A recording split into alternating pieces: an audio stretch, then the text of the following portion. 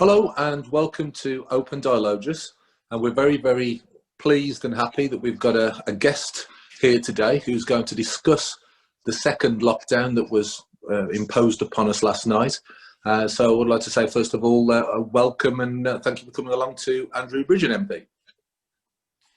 Hi Bill, it's a pleasure to address you and the nation on this important topic, which is going to completely preoccupy us again. Very regrettable, but it would appear essential. Yeah, well, this is the thing. It's going to be the burning topic, certainly the next few months, but arguably of the next few years, if not decades. So there's quite a few things that I think we need to go through. So the format of what I think we should do is we'll have a conversation, open conversation about it. And I'd like to set the ball rolling with the fact that we got to this announcement yesterday after having been told for a few weeks beforehand this wasn't going to happen, and there'd been pressure from Keir Starmer and from the media about lockdowns. And then suddenly, it would appear, we get to this point where all the cards collapse and suddenly we're into a lockdown announcement. What's your reading of this? What's the justification? Well, I think despite being the Member of Parliament for North West Leicestershire, a constituency that is and has remained in Tier 1, I've been monitoring the infection rates for my constituency with a great deal of interest over the last few months since we came out of the first lockdown. And 7 weeks ago, we were at less than 10 cases per 100,000. And interestingly, when you look at my constituency, the electorate's about 80,000, so we're 100,000 with the under 18s. We're currently, the latest figures would say that we're standing at around 176 cases per 100,000. I've been tremendously proud of the discipline that my constituents have shown. Whenever I've been out and about, the pubs have done all they've had to do. They've taken mobile phone numbers, they've complied with the lockdown rules, the supermarkets, everyone's wearing a mask, socially distancing. But I think when you're confronted with the medical evidence, the predictions, the advice of those advisors and experts, I think, you know, when you're confronted with figures as stark as the death rates that we could be looking at if we don't do something really quite radical like a second lockdown, I think unless you're anyone of a sound mind is going to probably come to the same conclusions as the Prime Minister did. And I'll tell you now, the Prime Minister was in my constituency the last week of August because our schools go back before anyone else is in Leicester because we break for the summer holidays. So my schools actually go back before the August bank holiday, and he came to visit a school to give people confidence to send their children back to school after the summer holidays when they reopened. And Boris really told me then, he said, look, there's no way I want us going back into a second lockdown. You know, I'll do everything I can to avoid it. And it's clear that he has tried to do everything he can to avoid it. But we are where we are. And the prospect of the NHS being overloaded, people not only suffering with COVID, but also not being able to get the treatment for the illnesses that go on every day, unfortunately, cancer, heart attacks. And if we get to the stage where effectively treatment's being rationed by NHS staff having to triage and deciding effectively who gets treatment and who's got a chance of living and who's just going to die, that's not a situation that morally or politically I think the Prime Minister is willing to let the country get to. And that's what the experts were saying would happen, that we'll be storing bodies up in ice rinks because we won't be able to deal with the death rate. Well, there's a few things in there that I think we should dissect a little bit more. I mean, you speak about the infection rate. Now, there have been some fairly serious question marks about the testing regime, high number of false positives. And I think that's probably accepted by most people that there's an issue with that. But the actual hospitalisation rate, whilst there is evidence of it having gone up, it isn't actually spiking so dramatically as it, say, did in the first wave of this, is it? That's all true, Bill. There are concerns about the efficacy of the test, and obviously, if you've got a low incidence of the virus in the population and you've got a 2% error rate, you are getting an enormous amount of effective, relatively a large number of false positives. But if we delve into the figures for North West Leicestershire infection rates a little more, I'll share in generic terms those with you. What I've seen is that the infections are not spread evenly across the demographic. So my vulnerable group in North West Leicestershire, over 60s, has still got a relatively low infection rate. You're probably talking 50 or 60 per 100,000. But what you can see, and you see this in the figures that the Prime Minister showed us yesterday across the country, that the age group 17 to 21 has got an 11 times or 12 times higher infection rate than the over 60s. Now, I would maintain that these people, we know historically, and we've all been that age group, you are immortal when you're that age group. They're highly unlikely to develop complications from the infection. They're highly unlikely to be hospitalised, and if it stayed within that demographic, they're going to aid our herd immunity. They are the people, if you wanted anyone to get the virus, they were the people you'd want to get the virus, because they're going to do fine out of it and they're going to be immune. However, it's pretty clear that it is spreading from that demographic into the main population. And we are hearing, especially in seats further north than North West Leicestershire, we're in the Midlands here, the very centre of the country, that the intensive care beds are filling up. We do know that the NHS gets under pressure this time of year every year, and then obviously the other medical issues they've got to deal with only compounds the problem of capacity in the NHS. Well, you've raised a couple of issues there that I'd like to sort of pick up on. You start, first of all, let's go into the big one. You mentioned herd immunity. Now, as you said during your comments, I think as well, it's wonderful that actually young people are getting out there and actually starting to get this, because it isn't going to kill them off by and large, with some awfully tragic, very rare exceptions. What it does is contribute towards herd immunity. Now, that does lead down another route, does it not? That we could have younger people, younger healthy people out there still enjoying their freedoms, still working, still leading a social life, still doing all the things that actually both you and I would associate with being a younger person. And we could shield those who are more vulnerable. Now, would that approach not make more economic sense and potentially even be far cheaper than just shutting the whole country down this way? I'm sure that's something the Prime Minister's and his advisors have looked at, but I mean, it's going to be very hard to administer when they say, if you said a certain age group are allowed to have the freedoms that other people are restricted, and you know, there'll be people who are one day wrong on the date, won't they? And all of a sudden, well, yesterday you could have gone out, now you can't. And you think the current system of the tiered system is complicated and hard to enforce. I suspect that, you know, well, I'm only a few weeks over or whatever. I'm a bit, 6 months over, 12 months over. I'm not sure that that was going to have the clarity to get the desired result. We do know that the last lockdown, as severe as it was and as long as it was, did get the R rate, the reproduction rate of the virus, down well below 1. I think what the government's also looking at is, and you know, Keir Starmer can say what he wants about, you know, we wanted a lockdown some weeks ago and now the Prime Minister's have to U-turn.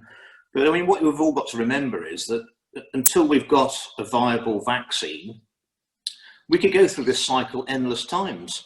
And the sooner we go into a lockdown, the sooner we come out of a lockdown, the sooner we start going back to normal and we would think that the R rate's going to start increasing, and the sooner we're going into another lockdown.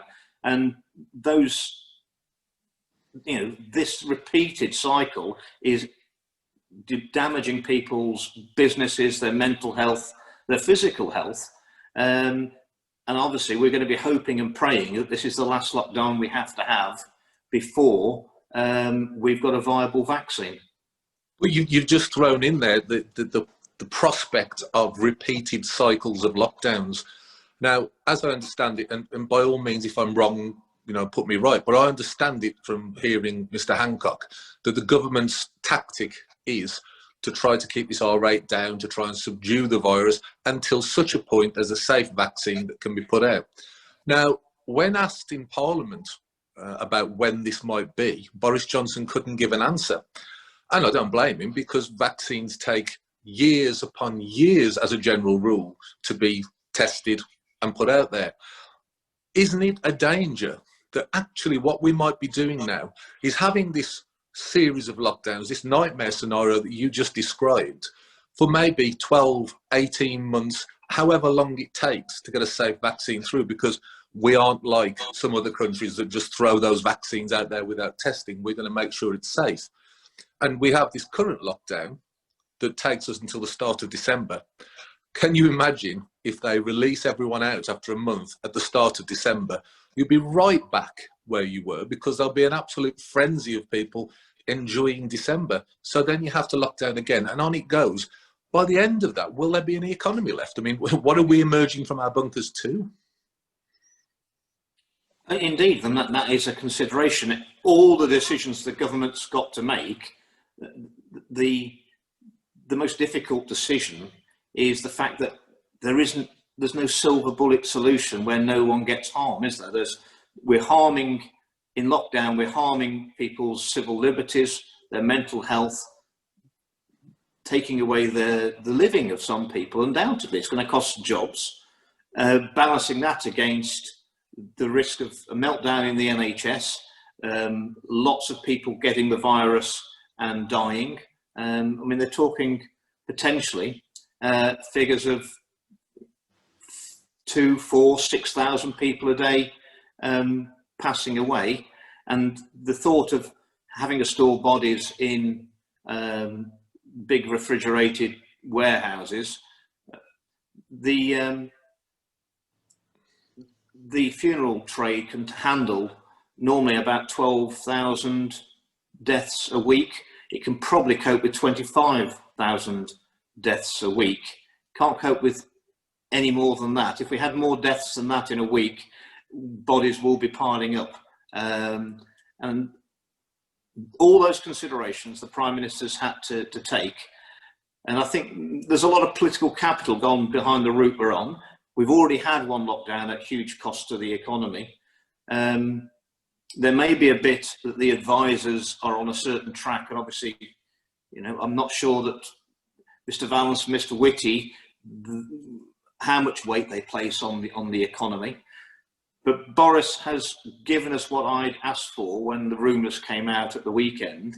We are going to have a debate, and we're going to have a vote in Parliament on these measures.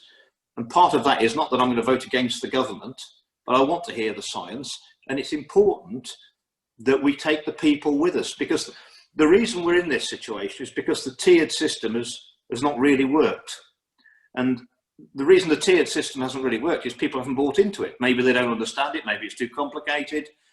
Some people didn't want to understand it.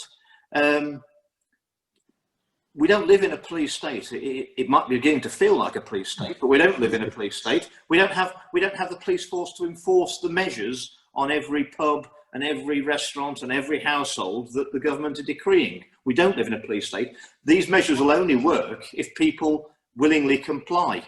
And if you look at the psychology now, and it is about psychology, the tiered system was very much, felt to me like a stick. So you put you in a tier.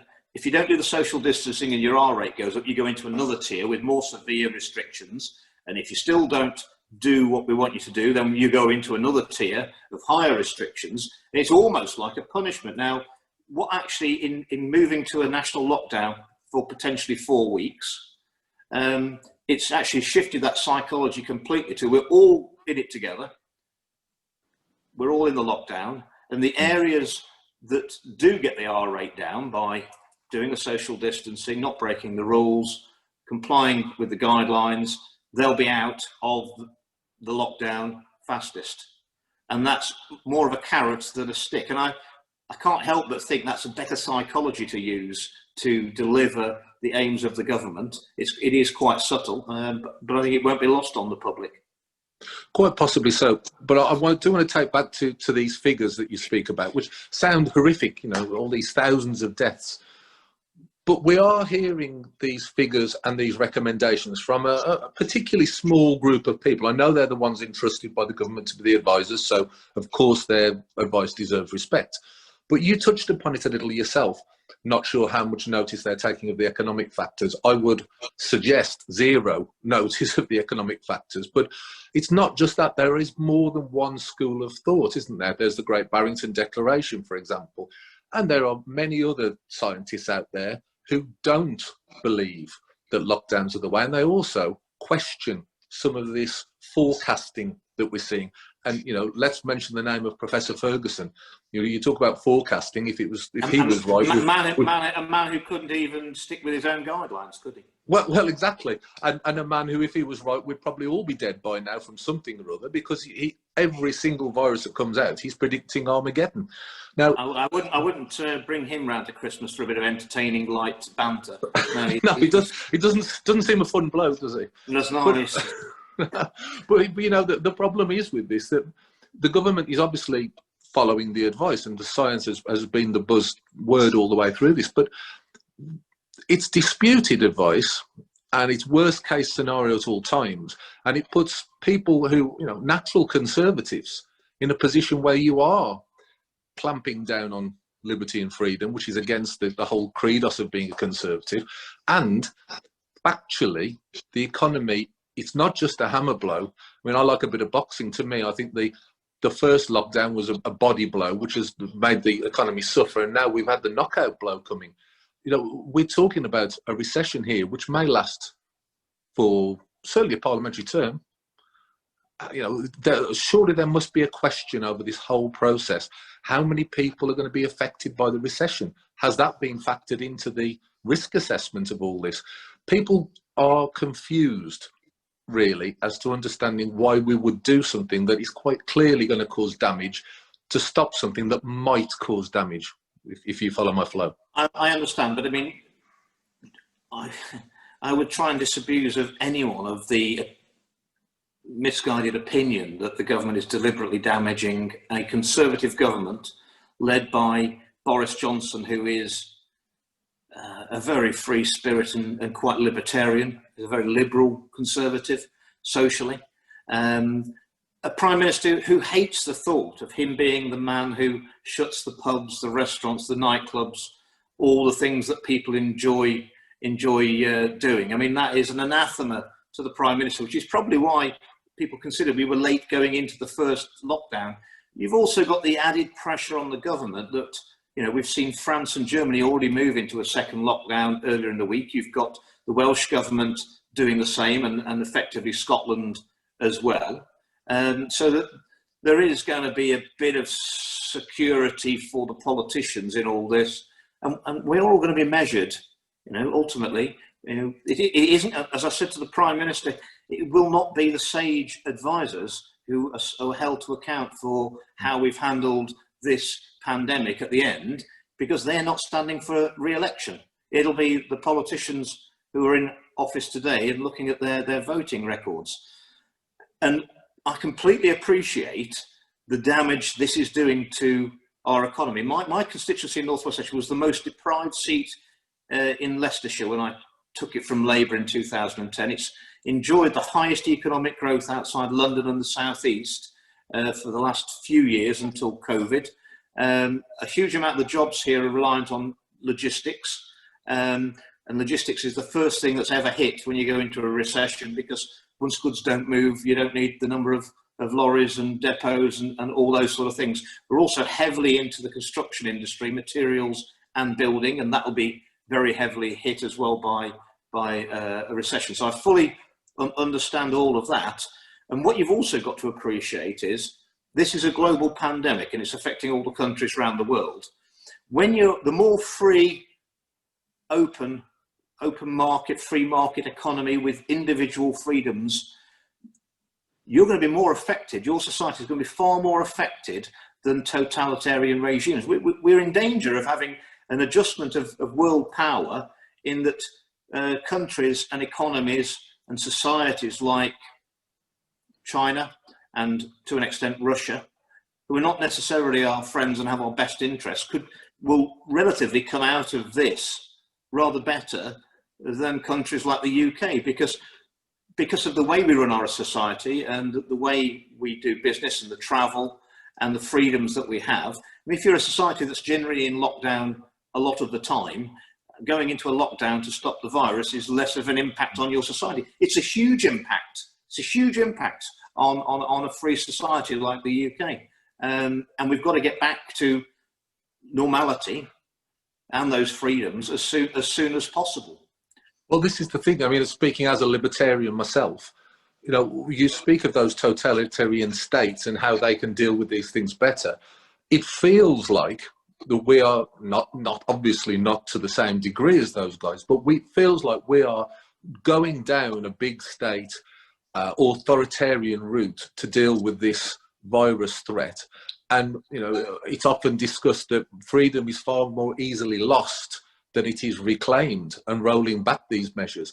So we're going to have a situation here under a Conservative government led by a man who is an avowed libertarian, where we'll have increased state control, increased police powers, mass unemployment. I believe the figure we're expecting next year is somewhere between 4 and 5 million. Please disavow me if I'm wrong. And no realistic chance of the V-shaped recovery that we were told about in the summer, because we're going to be stuck in this cycle until a vaccine comes, and then there'll be a delay of getting the vaccine out. So you're talking about a recovery-less situation for years. And the damage done to people, not just economically and mental health, but also the loss of freedom, which many people over the years have fought and died to preserve. It's catastrophic. And I think what the viewers might be most interested in is, as a strong Conservative yourself, as a man who believes in freedom and liberty, how do you see us getting out of this situation? Let's assume the vaccine arrives at some time in the next year or two. But what measures is it going to take to get us back to a liberal free market economy where people can actually do what the hell they want? Well, I'll give you a little insight. I've actually also, my major employment hub in my constituency of North West Leicestershire is East Midlands Airport, which is obviously devastated. There's 8,500 jobs at the airport. They're well-paid jobs. They're great jobs. It's a great place, exciting place to have in the constituency and to work. It's the biggest cargo handler, dedicated cargo handler, and that's the cargo side's actually had a 20% increase, only because the rest of the cargo normally comes in under passenger airliners into Heathrow, and they're not flying, so it's having to come in dedicated to East Midlands. But the passenger numbers, people travelling around the world, is down by 80%. What we need for the airports, we need, even if we're going to have a vaccine in early New Year, people are not going to have the confidence to travel, because we've got to get the vaccine out to all the places they might want to travel to as well, because there's two sides to international travel. And it's about giving people that confidence to book those tickets. We've got to have some sort of testing regime at airports that can tell people immediately whether they've got the virus or they haven't got the virus. Otherwise, we're not going to get the travel industry moving. And quite honestly, if they lose next summer, they lost this summer, I don't know where they're borrowing the money to actually continue functioning at the moment. And without the hope that they will be able to let people travel next summer and we'll be able to have holidays abroad, I don't see how we're going to survive with an airline industry, an airport industry, and all the jobs that. Again, because we are a country that London probably has the most international visitors in the world. We are prone to virus coming in, but we're also highly dependent, those hotels, the restaurants in London are highly dependent on that tourism money, which is not coming back anytime soon. I think, you know, that it's almost unbelievable. A year ago, you could go on the internet and buy an airline ticket to anywhere in the world and go. I think we're probably 3 to 4 years away from being in a best case scenario, and I think that's what the airports think as well, that we're going to have those sort of freedoms, and it won't necessarily be that we won't have the virus sorted in this country, but this is going to ripple around the world, and we're not going to have those freedoms for some time, unfortunately. But what we are going to do is, I think we're ahead with the vaccine. I mean, you could find a situation where the Chinese will say they've got a vaccine in a few weeks' time, but let's face it, you wouldn't take it. You'd have to go through full medical tests. Well, we might as well go with the vaccines we've got. There are 10 that we know about around the world. There's a couple in the UK.